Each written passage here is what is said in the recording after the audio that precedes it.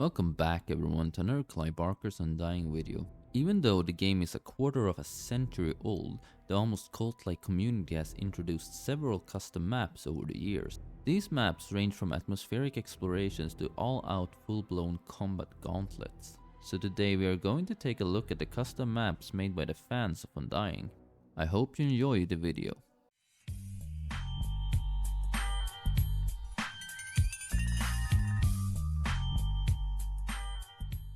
Fans started creating custom maps just several months after the game's release. They were all built using the Unreal Editor, which is the level editing tool used to create maps and missions for the game. It's simply a separate editor program that allows you to build and modify game levels, place characters and brushes, and design content the same way the original developers did.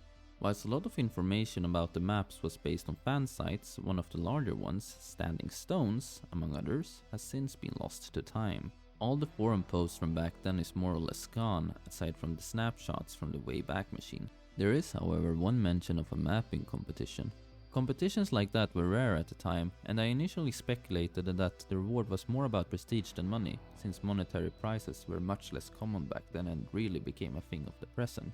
But after some digging, I actually managed to discover what the rewards included, and it turns out it wasn't just about bragging rights. The contest had real backing, with prizes provided by EA Los Angeles, which was, at the time, the studio behind Undying, along with GameSpy, which was at the time one of the biggest gaming websites and online hubs for PC players. The rewards were genuinely impressive too, including original concept art from Undying's development, cinematic storyboard sketches, posters, shirts, and other official memorabilia. So why were maps created by the community? Well, back when people were making maps originally, I saw it mostly on the Standing Stones website, which I think is unfortunately defunct now. But people were making it out of a passion for the single player experience and trying to expand the experience into going to more places and just wanting to tell more stories in that realm. Really liked also seeing all of the cosplay and all of the other like fan art and things like that were going on. So I saw a very passionate single player community for a long time.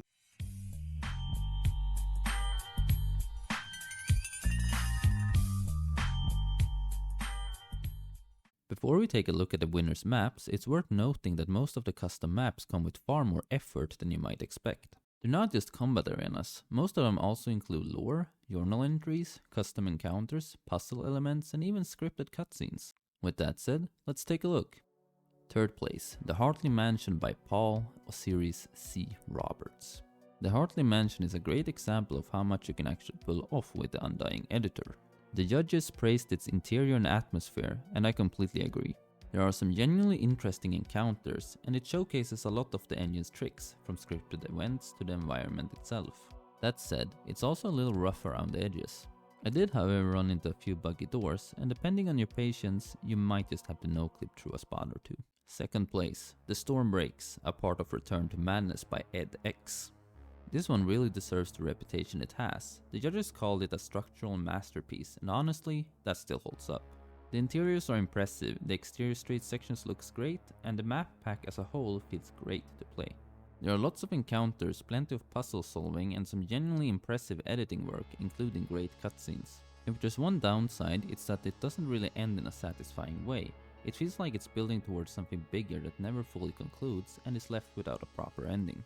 Still, as a fan project, it's absolutely a standout.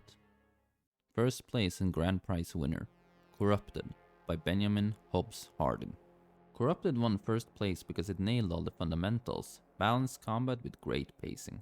Playing it nowadays, what stood out to me the most is how it captures what Undying was always meant to be, which is a horror shooting game. The atmosphere is genuinely creepy, the encounters are well spaced, and the map makes excellent use of scripted moments and cutscenes. However, I did have to cheat past a bugged door once or twice using no-clip, but even with that, it's easy to understand why this was the overall winner. Honorable mention, Lunacy by Bluefunk. Lunacy is the odd one out. The judges still praised it heavily, especially considering that it was made in just 1 week, and the asylum setting does have some great interior design and unsettling ideas. But in practice, it's also the least polished out of the bunch and falls short. The map is huge, it can be difficult to navigate, and there isn't always a clear objective guiding you forward. I eventually finished it, but I had to rely on no-clip several times just to figure out where to go. Still, given the time frame, it's an impressive achievement.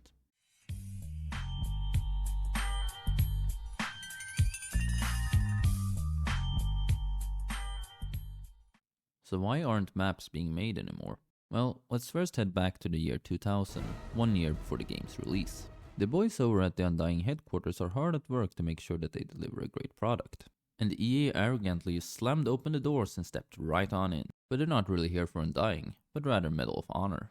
When EA bought DreamWorks Interactive, they bought us because we had the Medal of Honor franchise.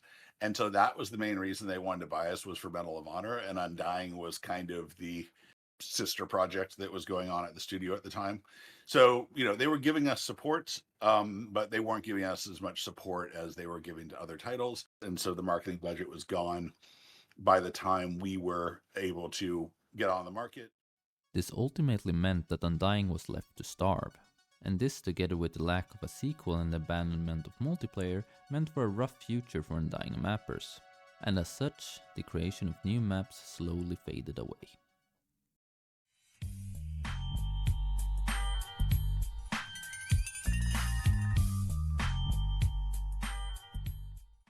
There are so many more playable maps that deserve recognition for their efforts that I won't be able to show in this video.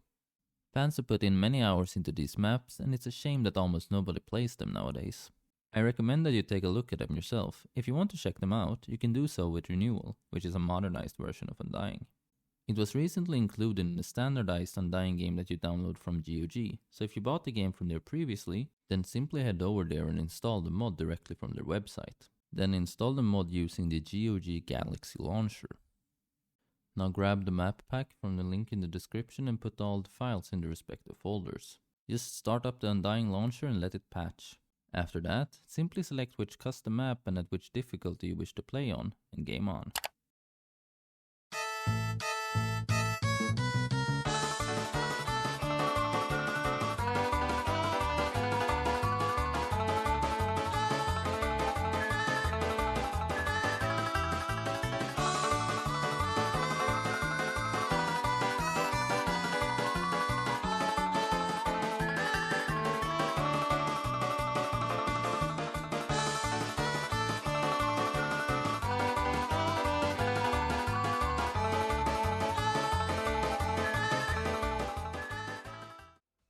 A huge thank you to all of those fans who created the custom maps. You are all legends, forever immortalized within the game.